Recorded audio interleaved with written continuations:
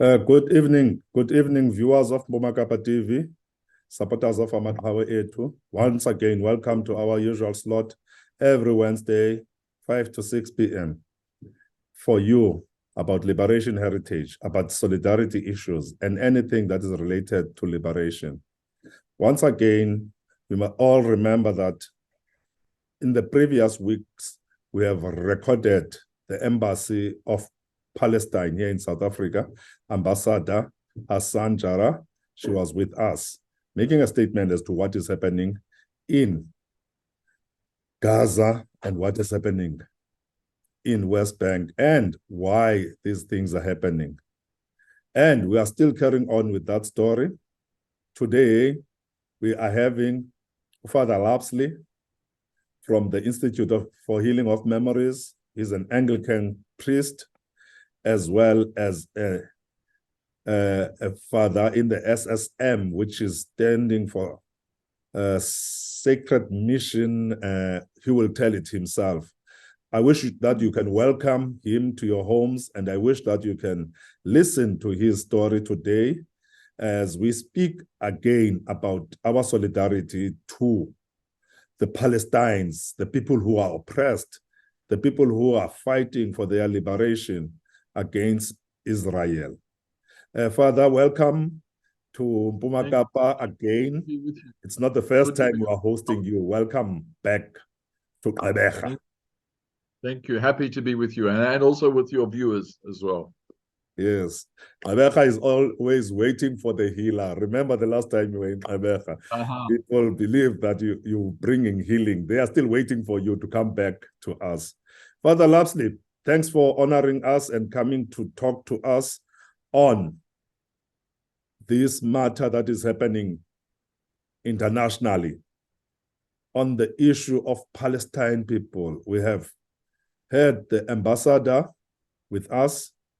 We have had, as Mpumakapa shows that we're talking on this issue.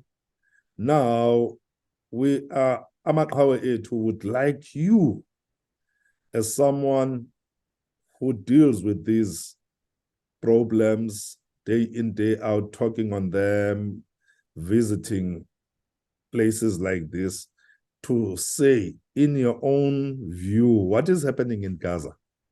Thank you. Thank you very much. I think what is happening in Gaza today is something very terrible. We know that the immediate short-term reality was when Hamas went into Israel and also carried out atrocities, an act of terror, in which I believe about 1,400 people died. And obviously that is 100% unacceptable. The response of the Israeli government is to go for collective punishment, to punish more than 2 million people in Gaza, and immediately to commit crimes against humanity. They sealed it off. They said there could be no water, no electricity, no food. So it has become genocidal, what has happened. But obviously, we also need to have an historical view that Palestinians have been denied fundamental human rights now for more than 70 years. The time, and it goes back to when the state of Israel was created and what Palestinians call the Nakba, the catastrophe, struck them. And where Palestinians were forced out of their homes, and many of them and their descendants have been refugees ever since. In some ways, Gaza is described as the biggest open-air prison in the world. So there's a fundamental issue of the rights of Palestinians to a place in the sun, to self-determination. But if you look at the map of Palestine in 1948, and then you look at it in 1967, and then you look at it now, you'll see that the amount of land for the Palestinians has shrunk more and more and more and more. And the Israelis have got away with breaking international law again and again and again and again, essentially because they have the unqualified backing of the United States of America. They are armed to the teeth by the United States. So even when this events of October the 7th happened, immediately the United States said, we give unequivocal support to Israel, and in a sense gave them a blank check to carry out a genocidal policy. Only later did they say, well, you must follow humanitarian law and avoid targeting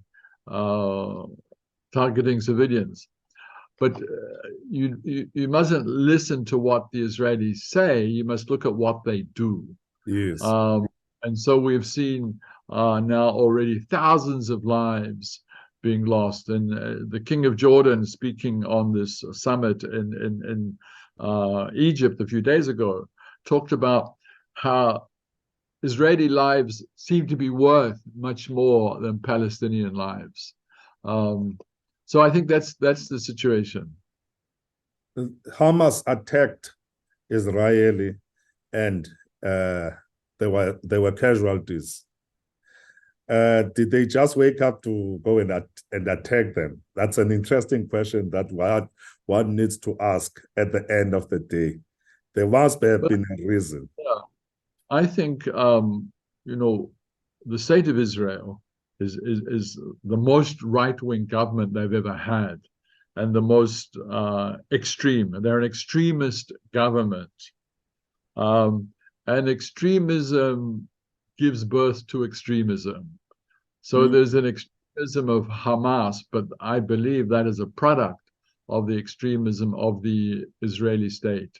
So I think we need to be clear that human life is human life is human life, and we mustn't fall into the trap of anti-Semitism. The tragedy is that the Jewish people whose suffering goes back millennia, hundreds and hundreds of years, that the people who were persecuted so much went on to become the oppressor. They were victimized, particularly by the genocide of the Nazis, and the horrible reality is they're the ones who are carrying out genocide today. So at the end of the day, they are harming because they were harmed. You're trying to bring that one up. Yes. I mean, the cliche is that hurting people hurt others, wounded people wound others. And so the chain does not break. And in a way, the Israeli state justifies what it does in terms of what was done to them. So it's a cycle that continues, and that is a tragedy. But one always needs to be clear as well, and we've seen this in the events that have happened these last few days, that many Jewish people in different parts of the world have come out unequivocally in support of the Palestinians. So that for me is quite encouraging, and also in the United States, people protesting outside the White House, calling for an end to the blockade, an end to calling for a ceasefire. But we're not hearing that from the Biden administration. And also, of course, today, as far as I'm aware, our Minister of International Relations, Naledi Pandor, has flown to New York to be part of the Security Council, making the position of South Africa quite clear, that we are calling for an end to to the blockade and to this war. We're calling for ceasefire. In your view, or as you see it, as you explained earlier, that everything that is done by Israelis having a full backup of US. Do you think this effort is going to be supported? Do I think what will be supported? The Naledi Pandor presentation to the Security Council. I think our voice is a very important voice, and it comes out of our history. We as we all know, the apartheid state refused to negotiate, and the oppression of the people of South Africa increased, and eventually we opted in 1960 for an armed struggle after the massacre of Sharpeville. But also we recognize that South Africa belongs to all who live in it. And so we believed in a negotiated settlement. And when finally the apartheid regime said, we will talk, so as South Africans, we halted the armed struggle and we said, we'll talk. And there was a negotiated settlement. And so that has shaped our identity as a nation. We never romanticized the armed struggle. There's a very famous interview with Oliver Tambo when he's asked about the armed struggle, and his voice reduces to a whisper and says, we were forced into it. So when it comes to Palestine, and we need to be clear that Israel, the state of Israel, is an apartheid state. And just recently, the church that you and I belong to has come out with a declaration to say that Israel is an apartheid state, and made it very clear that this is not an anti-Semitic position. We're not against the Jewish people. We're saying the system is an apartheid system. And twice, a few years ago, I had an opportunity within a short time to visit Israel and Palestine. So I saw with my own eye the reality. And of course, people like Archbishop Tutu and people like Dr. Frank Chikani, as Black South Africans, have been very clear that Israeli apartheid is worse than what we had in South Africa. And someone who has experienced it and you have seen it physically and otherwise, you concur with them, what you saw in Palestine. But also, as you see, it's an issue of the constitution of the State of Israel and the laws of the State of Israel.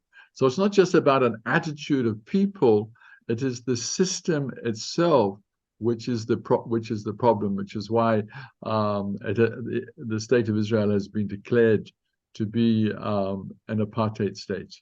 And that a Palestinian is forever, under the present administration, a second-class citizen.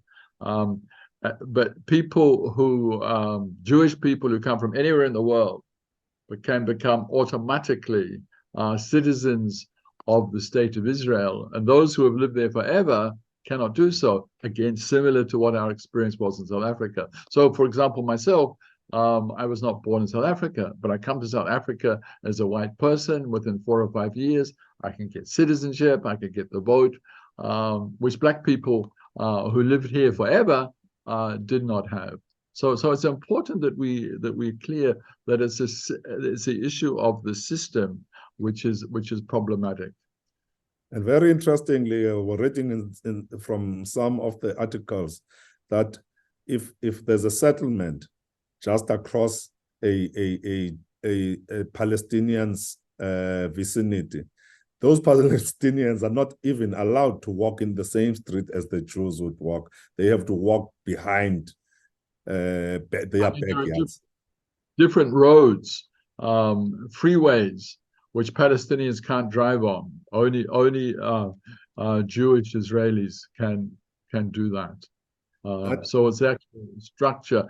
But as well, the state of Israel has been continuing to have further settlements, build further settlements on Palestinian land, contrary to international law. And the international community has failed to do anything about it.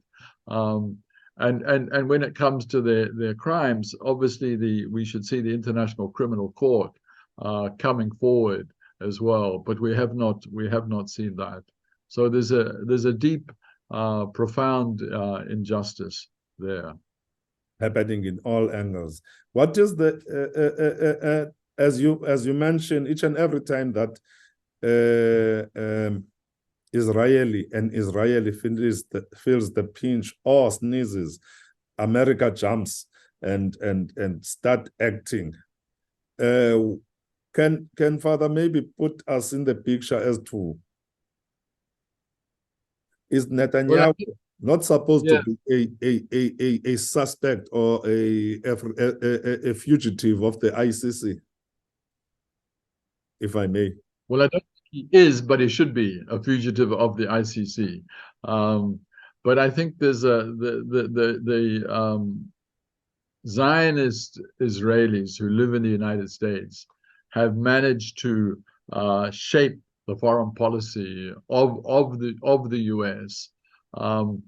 So the U.S., somebody once said to me, doesn't have a coherent foreign policy. It has interest groups, and so we see that in the commitment of successive administrations, be they Democratic or Republican, blindly supporting the state of Israel.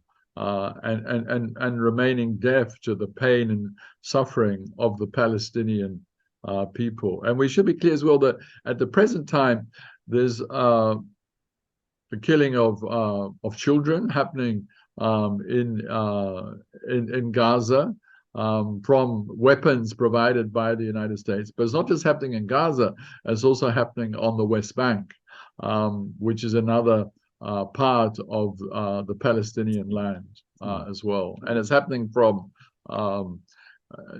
the Israeli defense, the military, as well as from armed settlers as well. Father, what is the perceived or what is the suggested solution towards this problem of Israel? There's immediate issues that have to take place. Certainly, the hostages must be freed unequivocally. There has to be a cessation of hostilities from Hamas and from the state of Israel. So those are the immediate goals, and I think the international community has to bring all the pressure it can on both parties to that.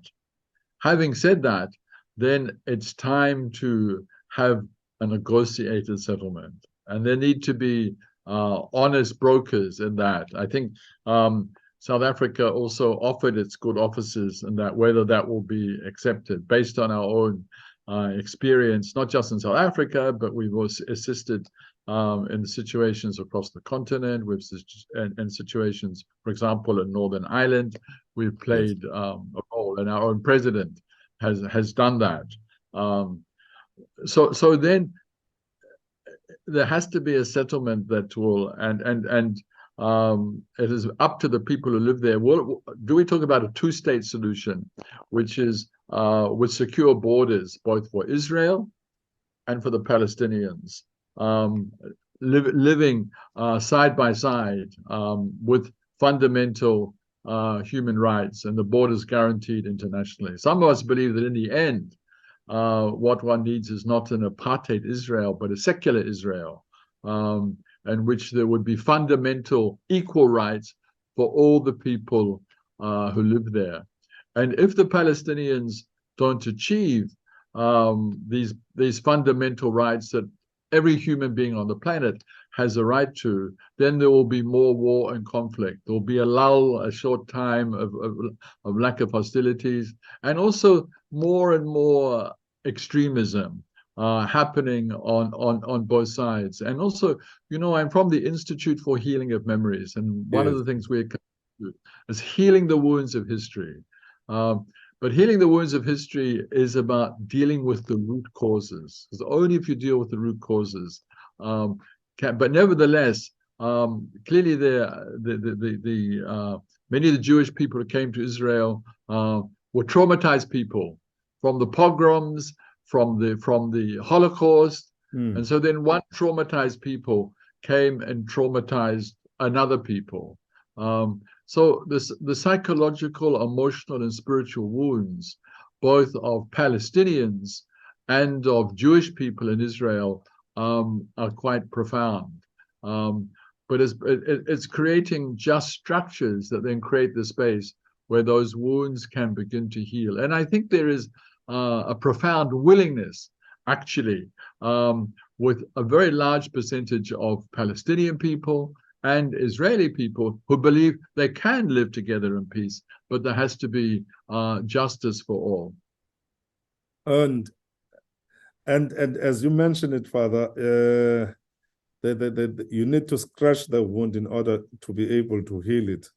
Is that a correct way of looking at it, going to the root cause of the whole situation?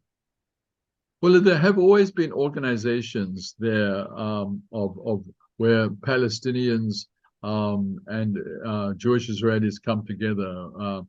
We've been very connected, for example, to the Parent Circle. The Parent Circle has within it Palestinians and Jewish Israelis who have lost relatives in the conflict. And they come together, and it's their pain which connects them. And they are very strong advocates for just and peaceful settlement. But also, I'm sure at the moment, people are just thinking about survival. It's going to be once a just settlement comes, and then will be time to say heal the wounds of history. But to heal them, we have to not so much scratch them, but acknowledge the woundedness. And one of the things we've learned as an institute, all human beings are capable of being both perpetrators and victims, and we can be both at the same time. Yes. But there can be no moral equivalence with what the state of Israel does and what Palestinians do, because it's an unjust a system of great injustice. Just as we as the liberation movement, we did wrong things during our struggle, but for which we had to admit that they happened, but there was no moral equivalency between apartheid on the one hand and the struggle for liberation on the other hand. And that's true as well in the state of Israel and Palestine. Thank you very much, Father. Another section has gone by, and this is becoming very interesting as we look at the whole, as we are peeling the whole story of Palestine and in relation with ourselves as South Africans. Thank you very much. We're going to take another break, and we're coming back. Let us never forget this is a just cause. Because it's a just cause, Allah, God, however we like to speak of the divine, is with us, encouraging us. And it's a question of integrity, it's a question of our common humanity. So let's continue the struggle. Today, we are talking about the Palestine solidarity, and Father Lapsley has just shared with us everything. Now he's about to leave us, and we would like him to give us his parting words as to what should we be doing as South Africans, besides praying for them, Father. What else can we do in helping? Yes, no, thank you. It's important that we see that this is not so much a religious issue, but a human rights issue, or fundamental human rights. I think as South Africans, we should support Gift of the Givers, who's actually involved in trying to provide humanitarian aid. We must encourage our government to keep calling for the end of the armed conflict, and also pushing for a negotiated settlement. But we should be quite clear that the state of Israel is an apartheid state. We are not against the Jewish people. We're against an evil system that denies fundamental human rights to the citizens of that land. You heard it all, viewers, and I just want to give this one question. Why not boycott the Israeli products, Father? No, I think that's a very good thing. We know that helped shorten our struggle and lessen its costs. So we should indeed have all forms of boycott. Boycott, divestment, sanctions, those are good, non-violent methods of helping support the Palestinian people. So BDS is doing very good work, and we support it 100%. Thank you very much. You heard for yourselves. Now it's high time that, as Mandela once said, our freedom is not all if people of Palestine are still oppressed. So people of Palestine are experiencing extreme oppression, and these problems are keeping on growing more than diminishing. As Father said, that the challenge is that people who are hurt will hurt others, and those who are wounded will wound others. So this is the story that is carrying on in Palestine, and we, as people of Amaqhawe, people of the Metro, people of Eastern Cape, and people of South Africa need to support the Palestine people. Father, thank you very much for joining us, and as always, do support us. And someone is asking a question, when is Father coming back to Amaqhawe? Soon, soon. There you go. He's saying very soon. So we're going to be seeing him coming to us to train facilitators in the healing of memories. Not visiting, Father, but coming to train. I Thank look you forward very to much. that. You can part with the viewers your greetings.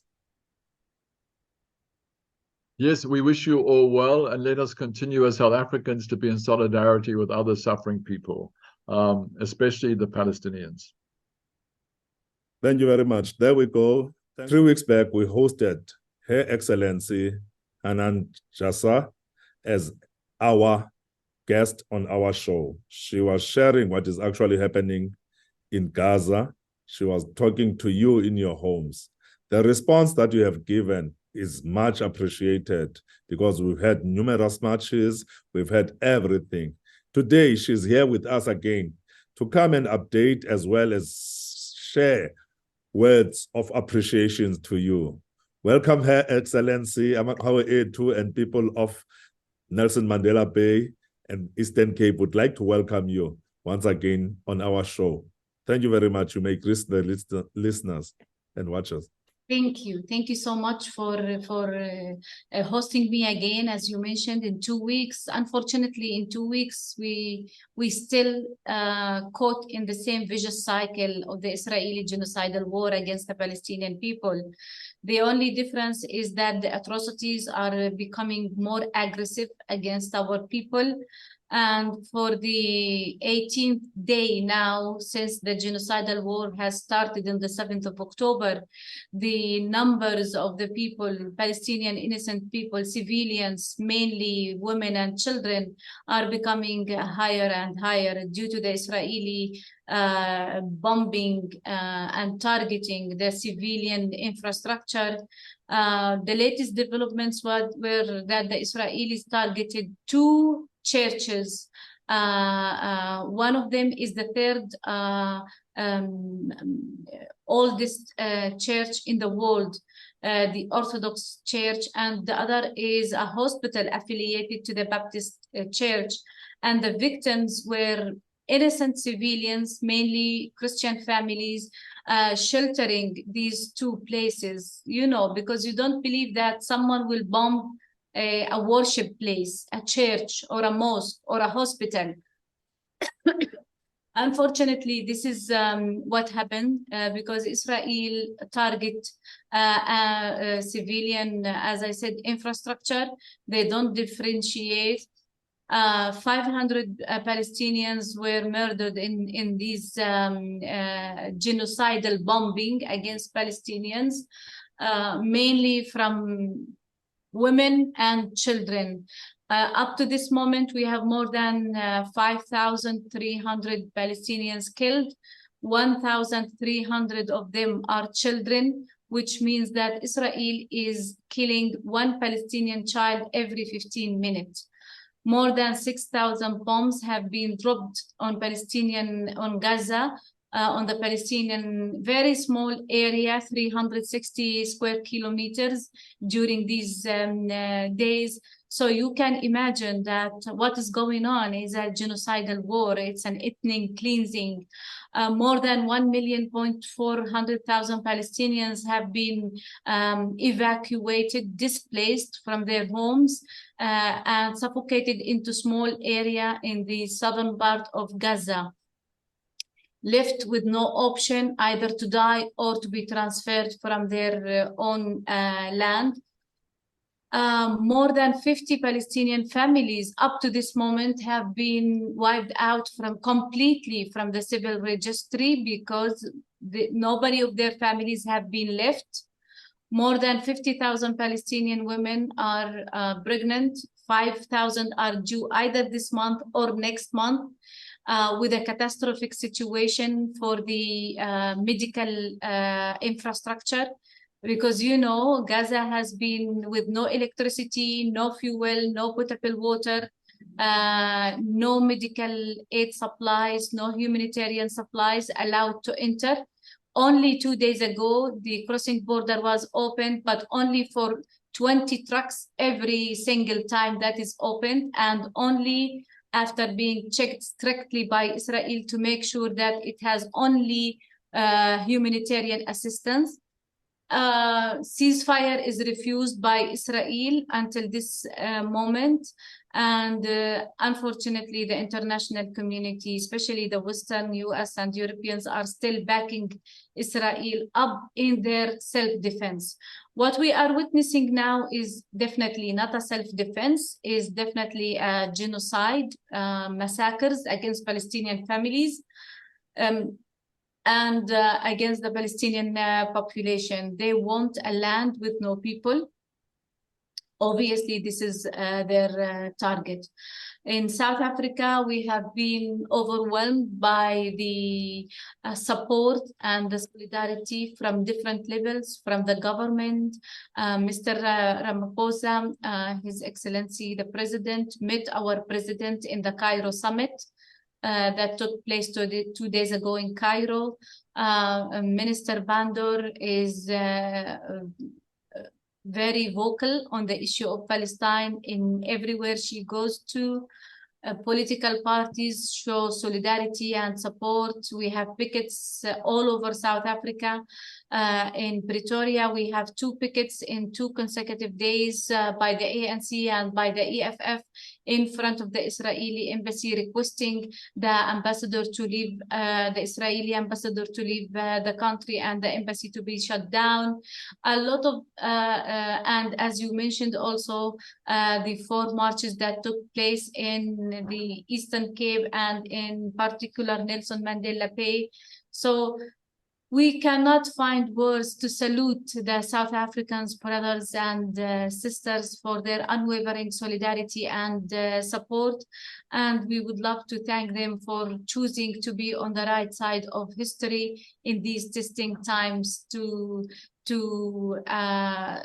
shoulder beside the Palestinians in their tragedy, in their struggle. I don't want to say tragedy. I want to say in their struggle against the Israeli occupation, against the Israeli aggression, against the Israeli genocide against the Palestinians.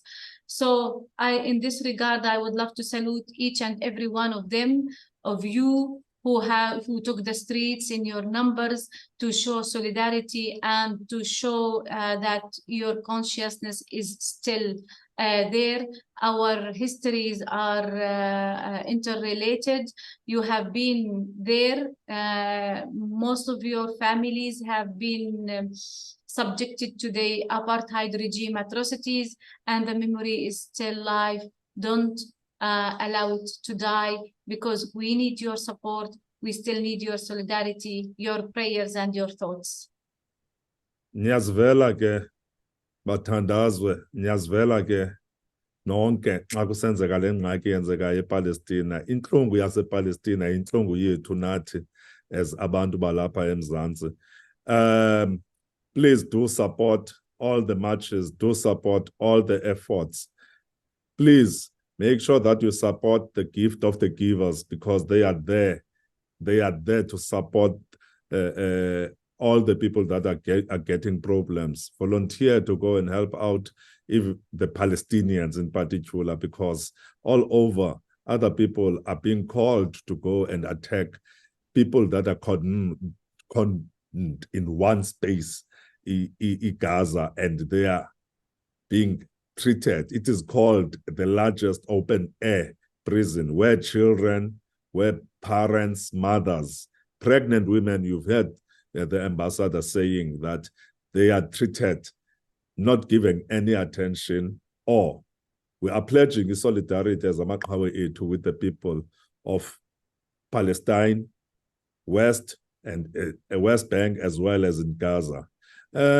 Ambassador, you mentioned the summit that was held in Cairo. Do you have any maybe positive or spins out of it that you can share with the people? Unfortunately, the summit was held in good faith, so that to bring all the parties together, the Palestinians, the Arabs, surrounding countries, and the friendly countries with Palestine, like South Africa, and the Western countries, some of the Western countries. Unfortunately, there was no agreement, no final statement, because the Western community, the arrogance powers, they insisted that even there will be no mention for a ceasefire for the civilians, at least to live, unless Hamas release all the hostages. So definitely, and they insisted that the Israeli occupation has the right to defend itself, and this should be stated in the final resolution or the final statement. And of course, this was not accepted by any of the countries, the other countries rather than the Westerns, because it's, I mean, you cannot be the victim and then you need to also criticize yourself for being the victim. The equation is clear. It is the occupation who are doing the collective punishment, the reprisals against civilians. And according to international law, the occupying power is the party responsible for providing protection for civilians in war times under their occupation. So no outcomes came out of this summit, because the arrogance of the Western community refuses to allow even for a request for a ceasefire, or even for a request to open humanitarian corridors for humanitarian assistance to get in. So we can say that nothing tangible or concrete came out of this summit. You hear for yourselves that the Palestinians are not only oppressed by the Israelis, they are also oppressed by the silence of the Western powers that do not want to treat them as human beings, that are encouraging that they be treated as second-rate citizens, as subhumans. And their struggle continues, and solidarity forever together with the Palestinian people.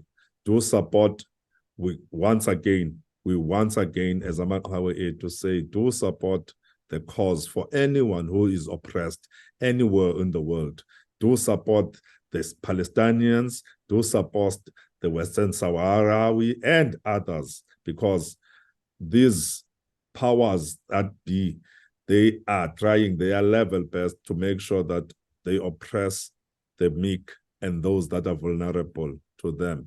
People of Palestine will read that they cannot walk in the same street with a settler in their own space. They cannot walk, they have to hide from their own land. How is that acceptable? How is that being accepted? America needs to come to the front. Europe needs to come to the front and fight against this genocide that is happening in Palestine, Gaza. And internally, I mean, you yourself, you must be having a family that is the ambassador. You must be having friends that are there. What is the connection? How are they surviving? Do you hear anything? Well, communication, myself, I don't have a family, but all my colleagues in the embassy here, they are coming from this particular area, from Gaza. And they say that nobody is safe, no place is safe. And people are like, it is difficult to communicate with people because there is no electricity. And, you know, it's like an area outside of the connection now. Hospitals are not working. Some of the families left their homes to a safer place, but as I mentioned before, everything is a target for the Israeli occupation forces. They were bombing schools. That used as shelters, mosques that as used as shelters, hospitals, churches used as shelters. So there is no safe place in Gaza. So people start to believe that they don't want to leave. They want to die in their homes. Unfortunately, this is the situation. It is a very painful that you need you prefer to die rather than to find a safe place because you believe that there is no safe place. But the Palestinian people are strong. They are resilient. They believe that they don't want to leave their homeland. They don't want to survive away from their homeland. So we have to pray that this tragedy will end soon, and we have to show solidarity, to mobilize for the cause of Palestine, to show visibility when there is an activity for Palestine. And we count on our friends all over the world. I mean, we saw even in Western countries that numbers of hundreds of thousands of people taking the streets in London, in Chicago, in US, different places. Sorry. In European countries, like in Belgium yesterday, there was the biggest march in the history of Brussels that took place in front of the European Commission and European Parliament. No, we do believe that the human consciousness is still there.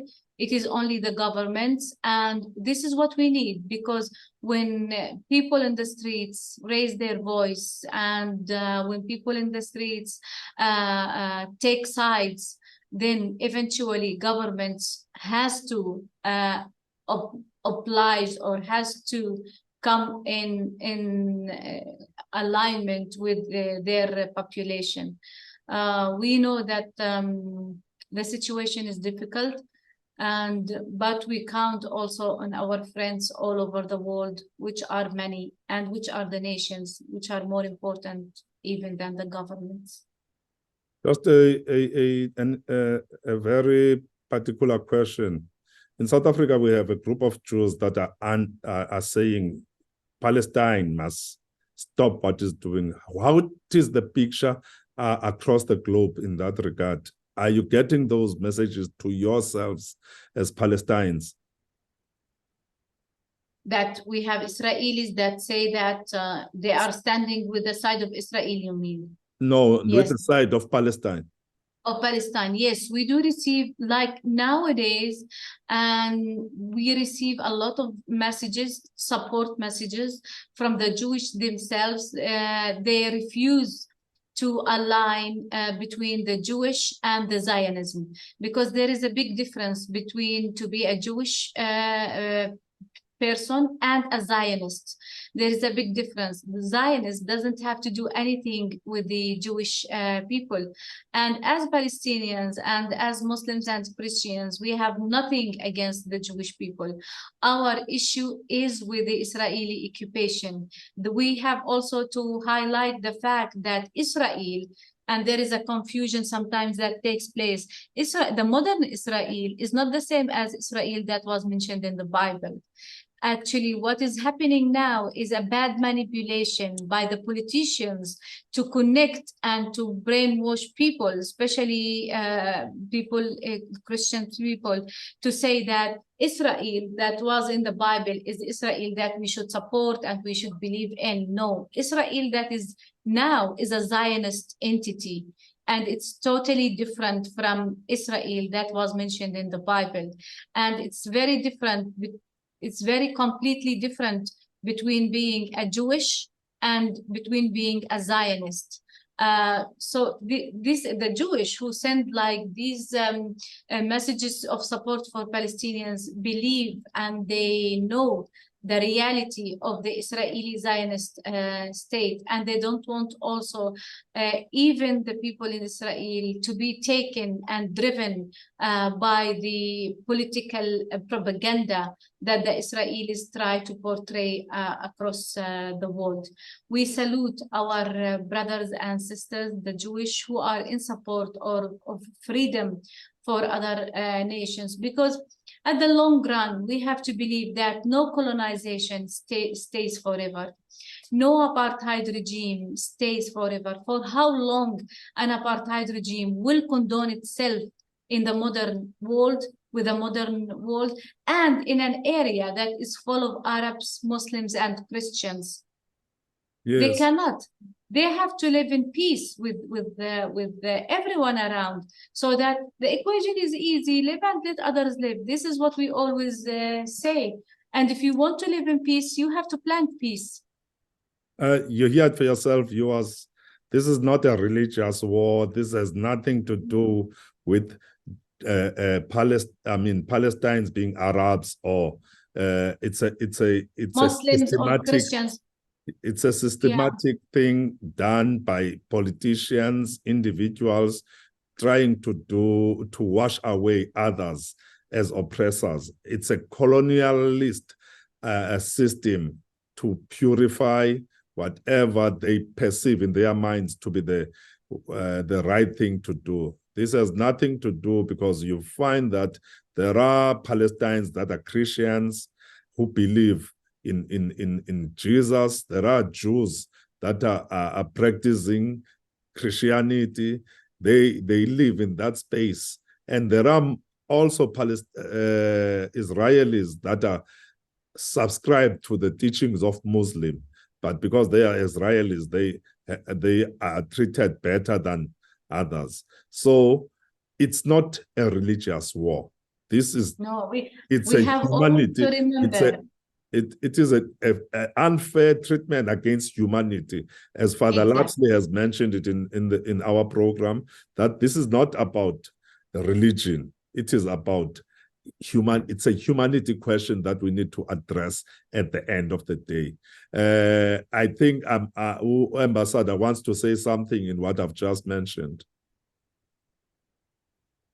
Well, I would love to thank everyone who supported us. And I want to remind everyone that Jesus Christ was a Palestinian. He was born in Bethlehem, Belen, for Palestinian parents. And there we always used to go to pray in the Church of Nativity in Bethlehem. So hopefully and of course there is another church in East Jerusalem, which is the Church of Holy Sepulchre. So hopefully now we can, when things become better, we start to have a very good connection with South Africa in terms of tourism. And I would love to encourage everyone to do religious tourism to Palestine, to pray in the Church of Nativity and to pray in the Church of Holy Sepulchre. Until this happens, I would love to salute you for your solidarity and for your support and for being or choosing to be on the right side of history. Thank you so much. Thank you, Ambassador. Thanks for availing yourself. thanks for coming to talk to us. When we flight this, we're going to share with you activities happening, because across the metro, there are activities happening, people marching, people shouting, and people praying for Palestine liberation. Free Palestine. Amandla. Thank you very much. Babukeli, once again, thanks for supporting Amaqhawe A2 and our efforts. You've heard for yourself, Her Excellency, explaining the situation, updating and appreciating your support. Keep on supporting this cause. It's the right cause.